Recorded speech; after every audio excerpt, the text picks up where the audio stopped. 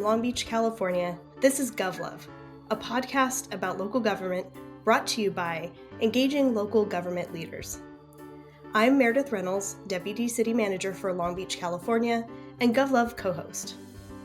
We have a great episode for you today. We're talking to several of the past ELGL top influencers in honor of Public Service Recognition Week. But first, the best way to support GovLove is to become an ELGL member.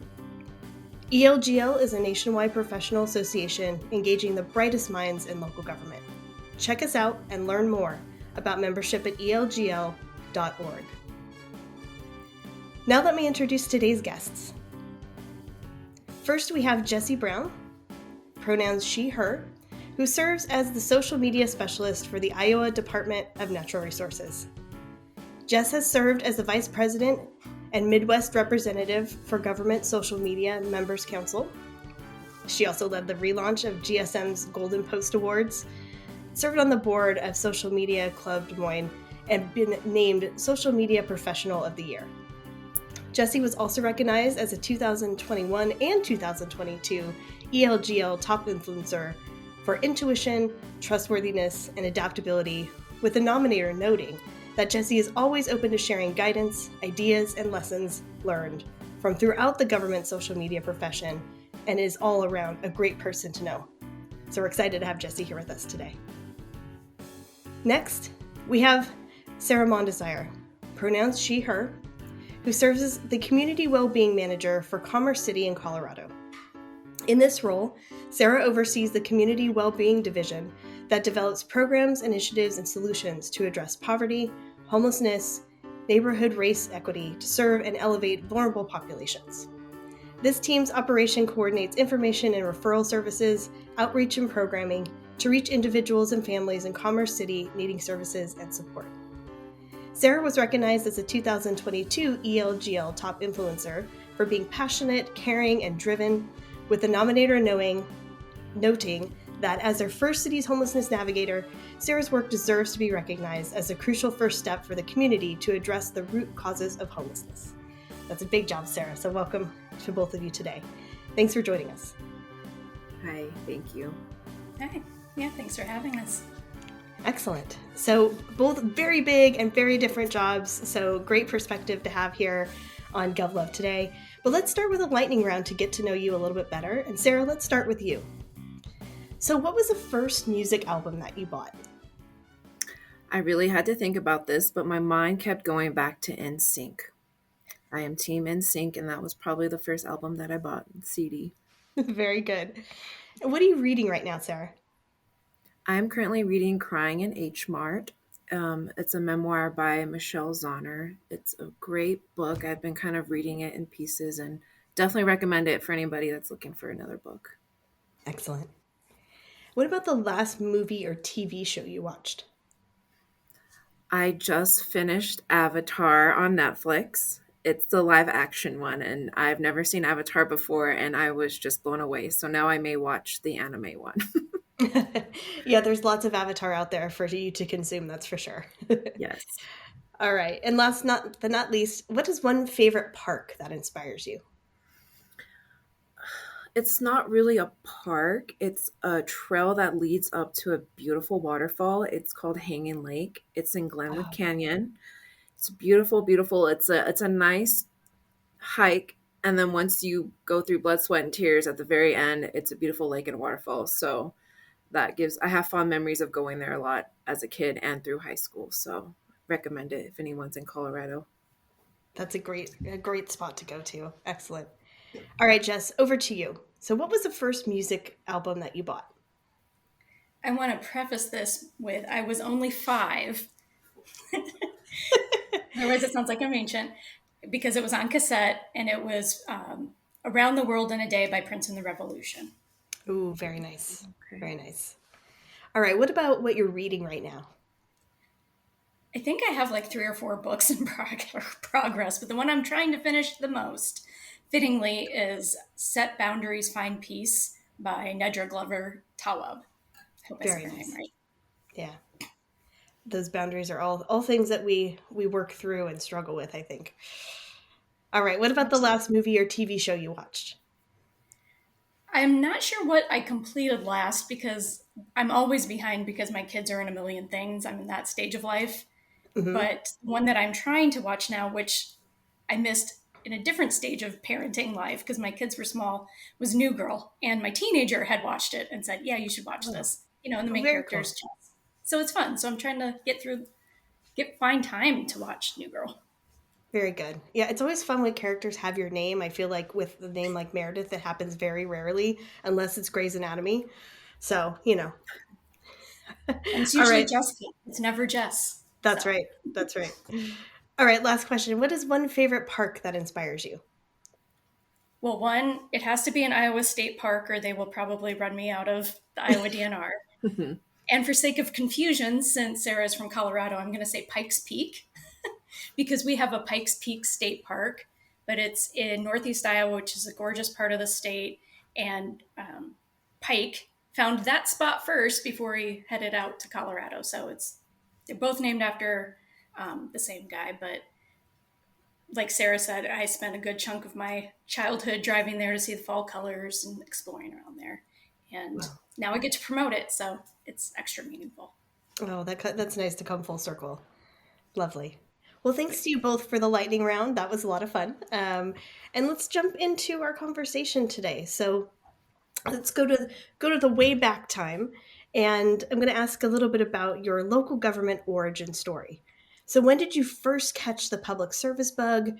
How did those experiences lead you to your work today? And Jess, why don't we have you start?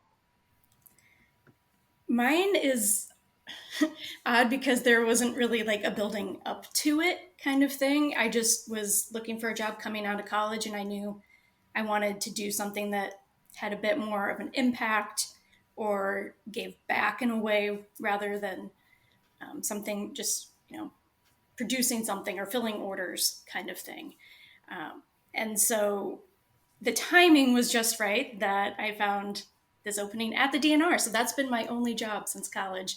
And just from what they were asking, I was like, this gets me to promote nature, protecting the environment, all the things that I'd sort of grown up valuing. Hmm. And so it seemed like the perfect match. And like I said, I grew up outdoorsy and then I was always a helper, I guess. So I think it just sort of came naturally that I wanted to extend that to whatever I was going to do for the next 30 to 40 years of my Yeah. life. And in that regard, how did you end up sort of in this communication space, right? Because that's a very unique space in the parks and open space world. Having worked there myself in previous roles, comms is very unique. Yes. And my degree is in journalism. I have no science background, journalism, and then another in comm studies. So basically, I sort of figured out my senior year that I really didn't want to be a real deal journalist. um, I just didn't, the hours and it all seemed a little scary. But I still knew I enjoyed writing and I wanted to apply those skills and some of the other things that were emerging. I was in the first online journalism class at the Oh, University of wow. Iowa, which means we learned to do journalism for the web. So looking back now, it's sort of laughable. I mean, social media didn't even exist then, Right. but I knew I had found what I was good at and I enjoyed doing. And journalism, well, when you're doing PR, it gives you that ability, hopefully, to connect it with something that you also enjoy promoting or Hmm. protecting. And so I was able, thankfully, to bring those together. Yeah, that intrinsic connection there is always helpful for motivation. That's awesome. Absolutely. All right, Sarah, what about you? So, when did you first catch the public service bug, and how did that lead you to your work today? It took a little bit to get here. I never thought I was going to work for local government, but here I am. I've been in this field of work for about 10 years. I first started working at an emergency shelter for survivors of domestic violence. Wow. And from that position, I knew I wanted to do more. So I was like, okay, I'm really passionate about homelessness. What's next? So then I started working for a nonprofit that was a day shelter for people experiencing homelessness. I was helping people get their basic needs. And then I was like, okay, this is good. What more can I be doing? There was always case managers coming in looking for folks in the day shelter, like, oh, I'm looking for so and so. They've been matched with housing. I was like, oh, I want this job. How can I do it? So then that was my next role. I moved to another nonprofit and I started working for the housing intake and placement team. So I was there for a little bit. And then again, I was like, what more can I be doing? I could be doing more. I could make a bigger impact. So I think naturally the next logical step for me was moving to local government, helping form policies and procedures and partnering with those nonprofits that need a little more support. And it only made sense that working for nonprofit was making a bigger impact on a larger scale. So all my experiences with those organizations and even now lead me to want to do more in this work. And we can always do better and we can be doing more for those who need help. So here I am. That's awesome. There's folks that kind of naturally fall into local government and or know what it is, and that's definitely been part of my story. And then there's others that have a more circuitous way of getting there, but find a lot of value in that work. So thank you both for doing what you do. It's very special. So, as you were thinking about your experience, are there a few particularly notable things that have happened in your career that have led to some key learning moments for you? Are these things might be your major accomplishments, things you're really proud of? It might have been something, completely unexpected, but those key learning moments, I think, are things that are some of those core memories for us that we hold really dear. So, what are some of those for you? Maybe Sarah, we can start with you. This was a tough one for me to answer. I feel I have many learning moments and will continue in this work. Coming from the nonprofit world for many years, and then coming to local government, it was an adjustment. I learned about all the different departments, what it takes to run a city, and I always came from working with folks who were all like-minded. We all had the same goal. And then coming here, it's like, oh, you mean you don't want to solve homelessness? So I always felt like I was fighting and coming up against barriers, but I had to learn that people have different rules. I need to learn their perspective and how do we come to a compromise and get what we both want. So that was a key moment for me because I felt like I was getting defensive and it was just, I just needed to step back and realize we all have a job to do, that you don't have to believe or things like that. It's just learning other people's perspectives and educating myself first. And that was an adjustment coming from nonprofit to here. And I'm grateful I've come to that realization because I would have just been fighting my whole time here. And now it's good. Yeah. Well, and I think when you take a big pivot, right? Even if you're in the same kind of industry, but moving to a different governance model is definitely a big step and a big shift. And as you think about some of the work that all of the other folks do, like there might be folks out there like filling potholes, right? They're not concerned, have not considered, other aspects of local government either. That's also what makes some of this work really interesting, right? Because you get to know folks with a lot of different perspectives who do a lot of different things. And as you noted, takes a village to run a city, that's for sure. So Absolutely. I've definitely learned that this work teaches me to humble and to always just stay humble. Everybody, yeah. Yes, yeah. absolutely. Yeah, and a lot of folks are definitely in it for that call to service. So, Jess, you talked a little bit about that, earlier, kind of feeling that pull of wanting to be helpful and that sort of thing. So what about you? What some of the notable experiences have you had that have led to some key learning moments? I would say likely when we made the jump, oh gosh, now this has been 12 years, which seems impossible to say that like government's been doing social media for 12 years or more. And we were a little late to the game, but we had decided that, okay, if we're going to do this, let's do it right kind of thing. And who's going to volunteer for it? And I raised my hand, really not knowing what I was getting into, but it has brought about so much learning. And it's just day-to-day stuff where I think sometimes my family gets tired of me, like the dinner table game. Hey guys, guess what? Did you know that when a squirrel lays out flat on a tree, it's called splooting? like, guess what I learned today? Let me tell you facts about frogs. So there's been cool stuff like that I've always been interested in nature wise, but going into social media, it was pretty much, it felt like nobody knew anything. So just absorbing all of this as it built up and being able to be sort of early in the formation of the government social media community has been great. And there's just been a lot of growth because none of us realized how difficult of a job it was, I think, when we all sort of said, hey, yeah, that sounds like it'd be fun. You know, getting really tough questions from people, having people say some really mean things, on social media about you, even though they don't know you, and working through a lot of the stress and burnout that comes with it, and being able to take what I went through and what I've learned and then help others with it, especially through government social media, speaking and doing some webinars and things like that, and just reaching out, making lots of connections with people, and hopefully helping keep our community there healthy. And it, for the long haul, that we don't have everybody burning out right away. But I guess that has all led up to then actually winning like a ton of awards, which has been fun. Going through all that and seeing that, it has been worthwhile too. And just connecting with people, through social media, the people that, follow us, and being able to have them say, hey, we went and tried that park you talked about last week and it was great, and sending us pictures and seeing that, we are making an impact, even if it's just getting one person out in nature, hopefully it has that ripple effect. Yeah. Both of you talked a little bit about impact, so I'm going to ask a question about that.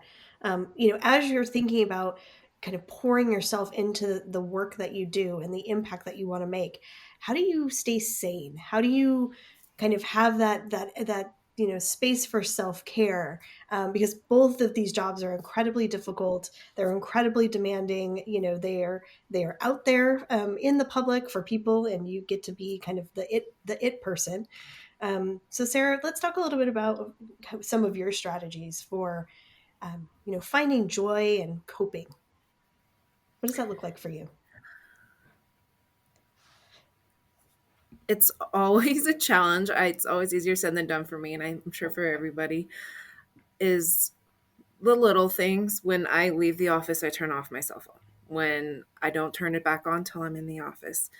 And it's making sure I spend time for myself away from work. If it's going for a walk with my dog, cooking my favorite comfort food, a hot bubble bath, trying to leave work at work. And it's a challenge I'm learning every day. But I think nature really helps, just being grounded. And that's definitely a go-to for self-care. Yeah. Yeah, Jess, I imagine nature is on your list as well, right? Just by the sheer fact of what you do for a living. Yes. And I will say there are scientific studies that back that up. Being out in nature can help reduce your blood pressure.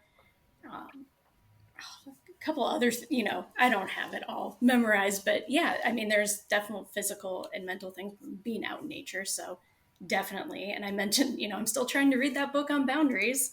Yeah. But finding downtime, because I always like to say too, people talk so much about a work-life balance, but for me especially, but you don't have to have two very active children.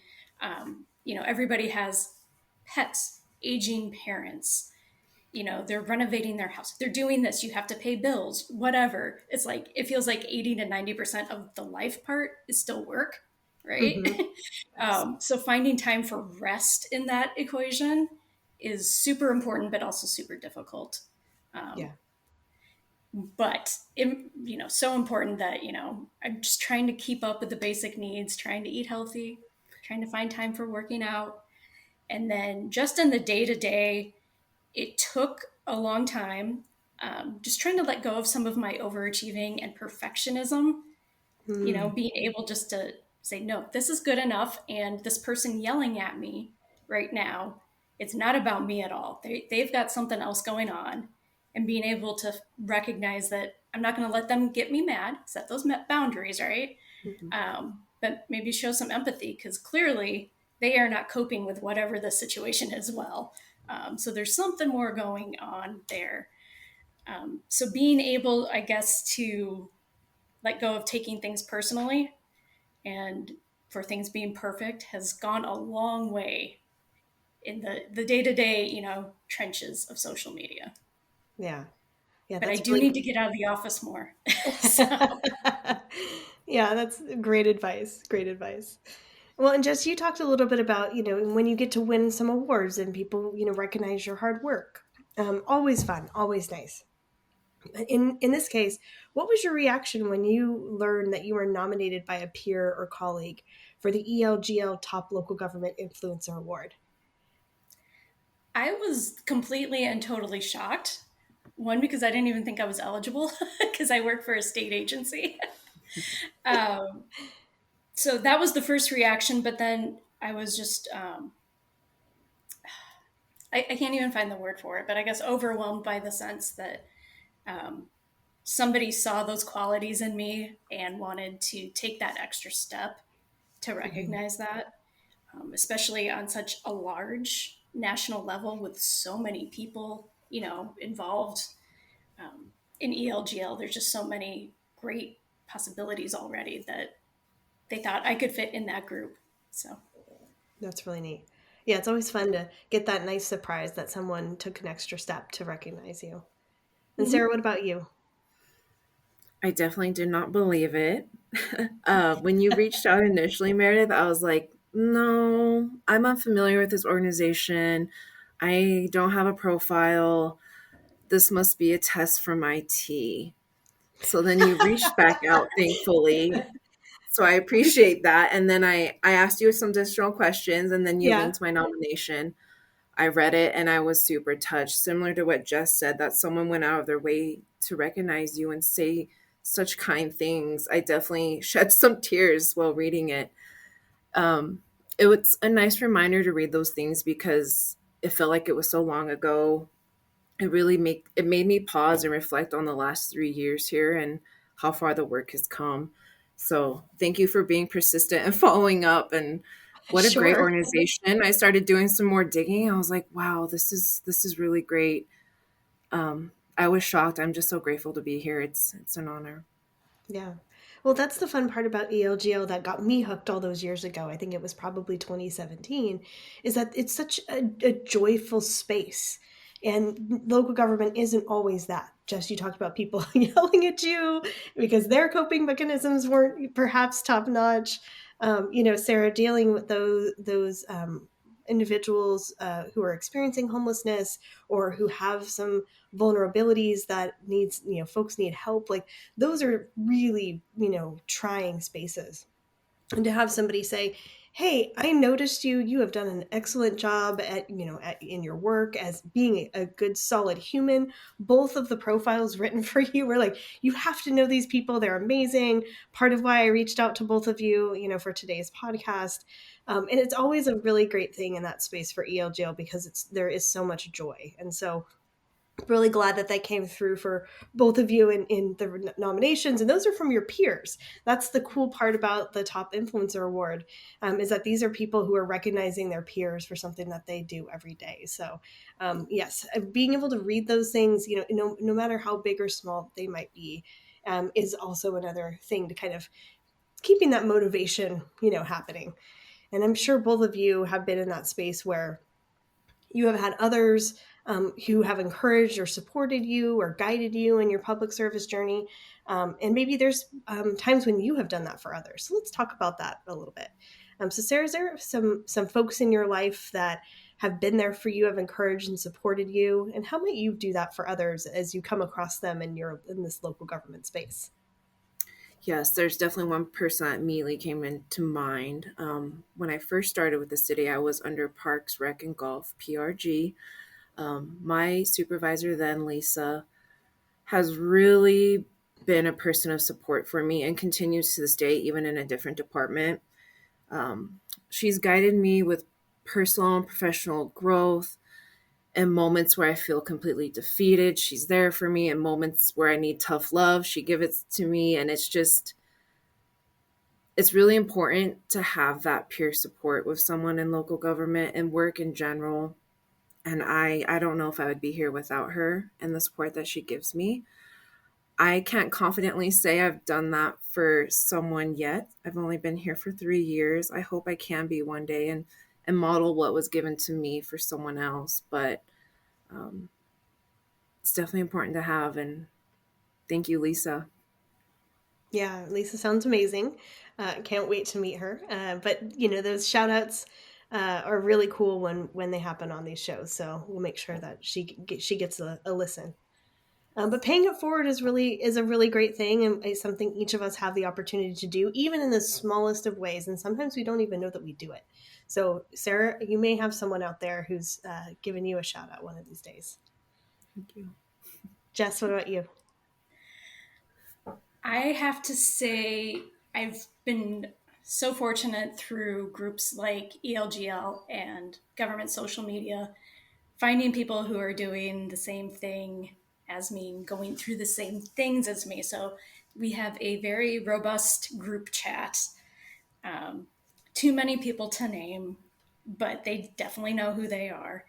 Um, where we've just become really good friends through all of this, but we also do the same thing. So if we're having issues, they'll be like, oh, yeah, let me tell you what I did to fix it. Or do you guys think this post will work? Have you dealt with people like this before? Whatever we need, they're there. And if we just need to vent or we're going through something tough, they're there for us and we're all there for each other. Um, and uh, lost my train of thought, but they've been very meaningful to me to have that sense of community and people that you can lean on no matter what. And we've all gone through some pretty rough stuff in the time that we've known each other. So it's been great to have that to lean on. And then also just be able to interact with people on a bunch of different levels with social media has been great. The DNR is fortunate enough that, wildlife and parks and cute fuzzy things are pretty easy social media content compared to other aspects of local and state government. So we've been able to build up quite a decent following. So I've been able to help other people in our state government and started a group chat where we all get together for coffee, talk through things. Somebody got their X account hacked last week, so we are trying to help her with that. Oh gosh. All kinds of things. Yeah. So being able to bring those communities together has been really important. And I will say through that, I also have met somebody else who's just killing it on social media. And I was so excited to meet her. And then I've heard her call me a mentor. And I was like, I don't know about this. I'm older than you. And that's about it because you have taught me so much. And like I said, these people have all just been wonderful human beings in addition to great professionals. And so there's been some really wonderful friendships that have come out of those two. Yeah, that's really, really special. I talk about those folks as my coalition of the willing, right? They're always there to Yes. help you. Yes. They will never tell you how busy they are. Even if they say they have to get back to you later, right? They will put their pencil down or, shut their laptop and listen. And sometimes those just turn out to be really strong kind of work relationships. Other times they blossom into friendships and professional affiliations, which are really, really great. And something for me and likely for both of you that kind of keeps us sane and keeps us going. And one of the things that helps us in our work. And I know uh, Jessica from Battle Creek also talks about these folks being pocket friends, right? Like folks you might not meet in real life, or you might meet, over a podcast or over Zoom, but that they're always there in your pocket, and you can kind of, pull out and that group chat, or that LinkedIn connection, or that Instagram follow, and send them a little DM and get that kind of either creative juices flowing, or have some empathy and camaraderie in that space. And it's always kind of a fun thing. And local government is really special that way, I feel like, through some of the organizations that you all mentioned, and even within your own departments, people who are just sort of there and willing to make the work better. So that for me is something that's super special about what we do. And that's why I got so excited when I got to meet Jessica for the first time, because we had only interacted through screens for years. So I Yeah, was like, oh, you're a real person. that's right. Yeah, something we in local government get accused of often of not being, right? Right. Yeah, yeah. Well, let's think about, we're here celebrating Public Service Recognition Week. What are some words of wisdom or advice you might have for others considering a career in this work?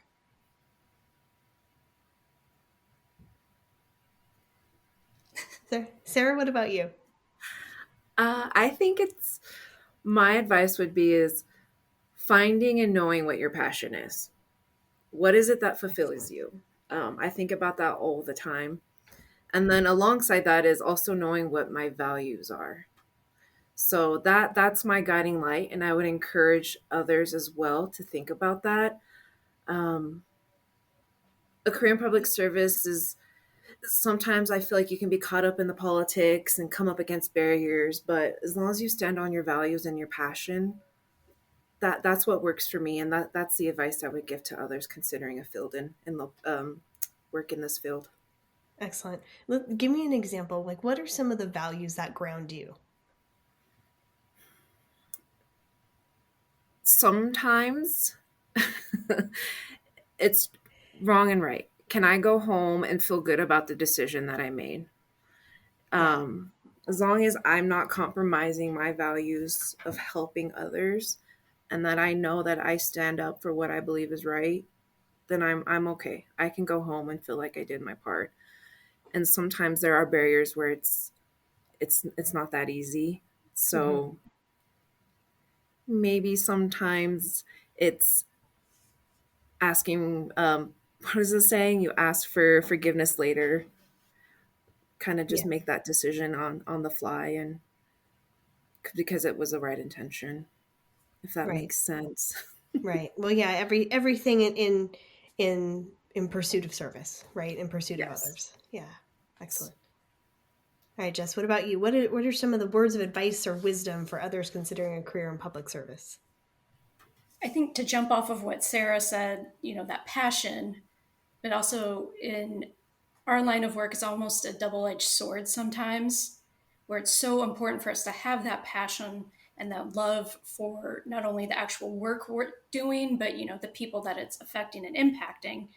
But we can get so closely tied to our work and our position and let it sort of overtake us, because it's very emotional, because we're very connected to what we're doing. And so I feel like I'm playing a game here. Boundaries, right? How many times can I mention boundaries in 1 hour?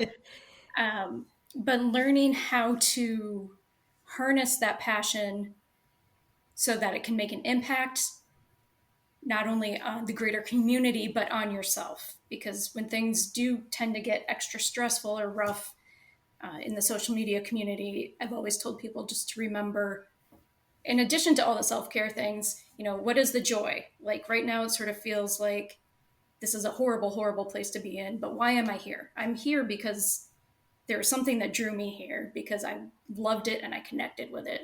So sort of recentering yourself around that, however many times it takes, is usually what helps keep people going, because it can be an emotional roller coaster working in public service. Hmm. Um, I think a lot of us, maybe feel like it would be easier than working in the corporate world because it's so, fast paced and high stress and all that. But it comes with its own version of that, in a Hmm. sense, in terms of tides changing, you know, politics that we can't control. Like maybe you have a new boss every 4 years, Right. that kind of thing.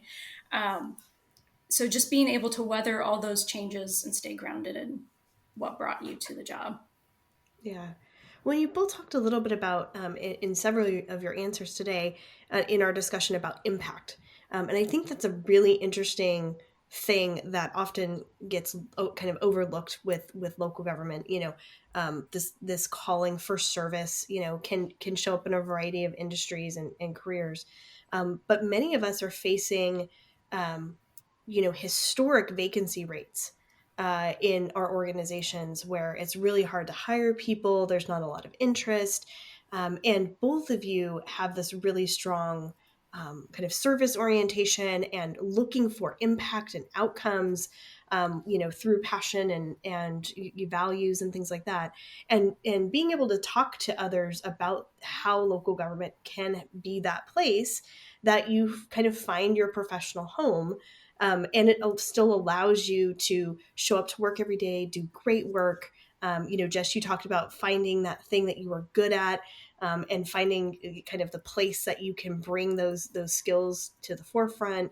Local government service provides a whole host of opportunities across a variety of industries, from like water and public utilities to public work kind of projects, to parks and rec and libraries, and homeless services and housing.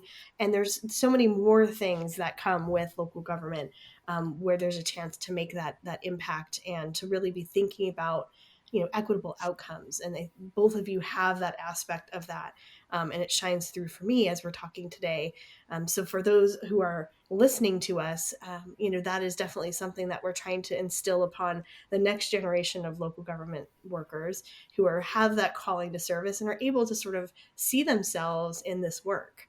And both of you kind of found your way there through a variety of paths, but definitely something that all of us, I think, have in common as we think about how we want to help our communities. So I always think about uplifting that word of advice or guidance to others, that like local government can be an incredibly impactful place to work if you want to serve your community. So I appreciate both of you uplifting that as we've chatted here today.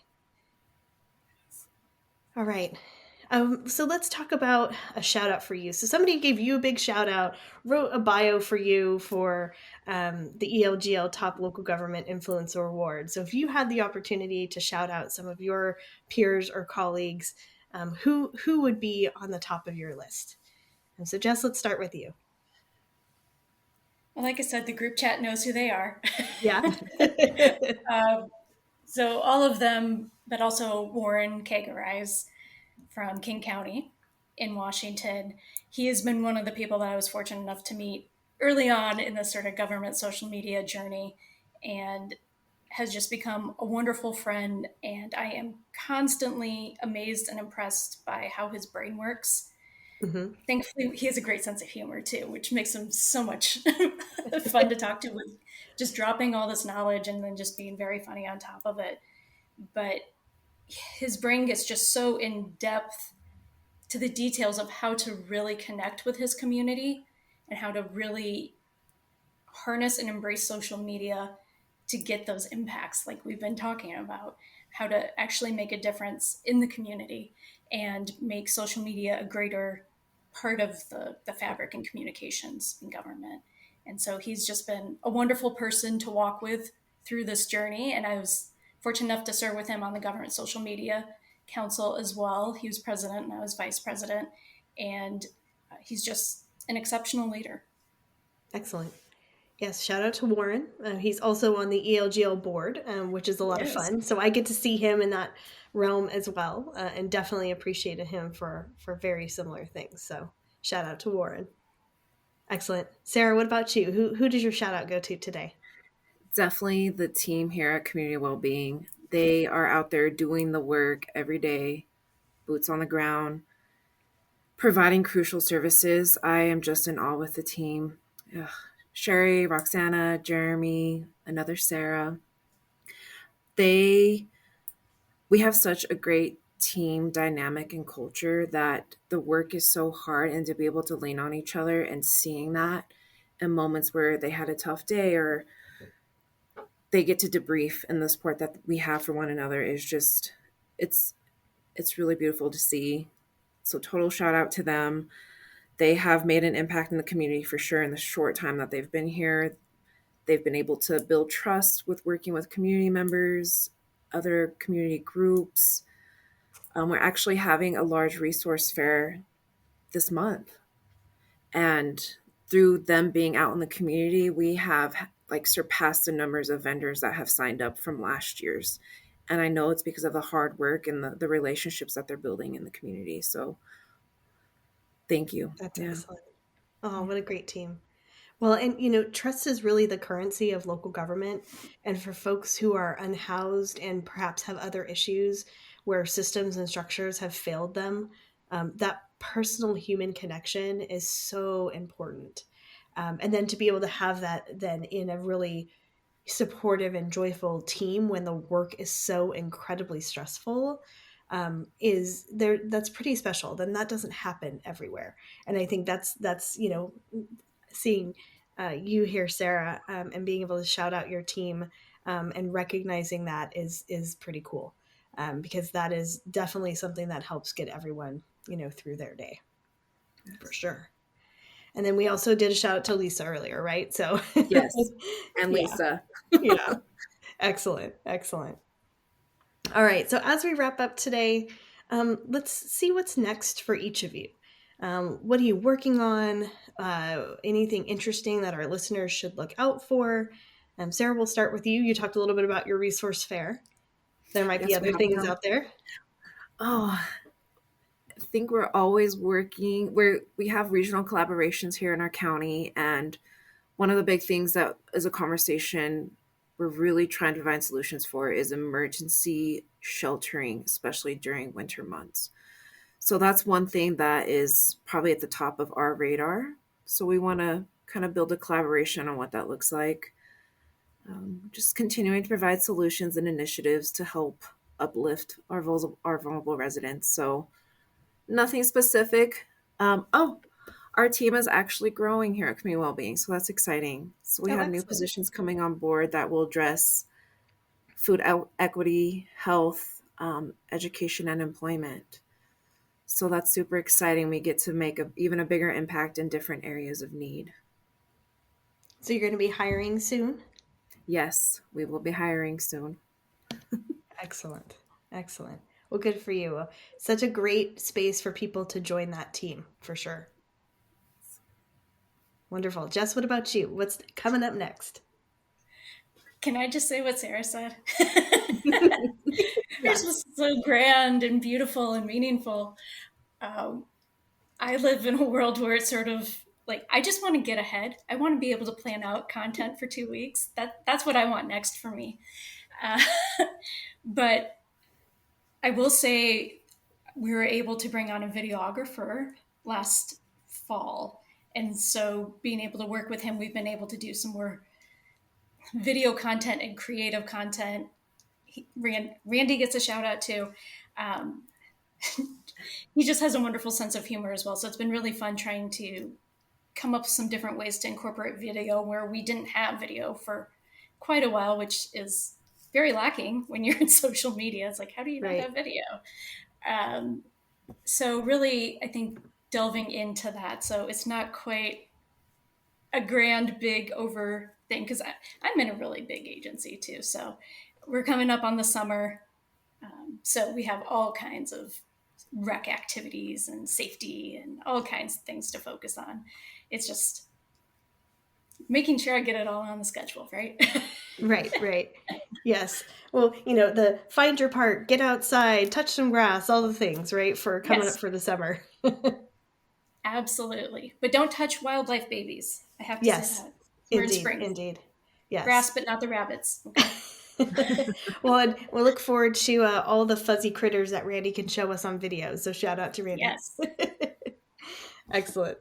Well, thank you both for our discussion today, and congratulations on being one of our past ELGL top local government influencers. That's, an incredible honor, being part of an incredible list of folks. And you're just two of the many people that we like to honor every year.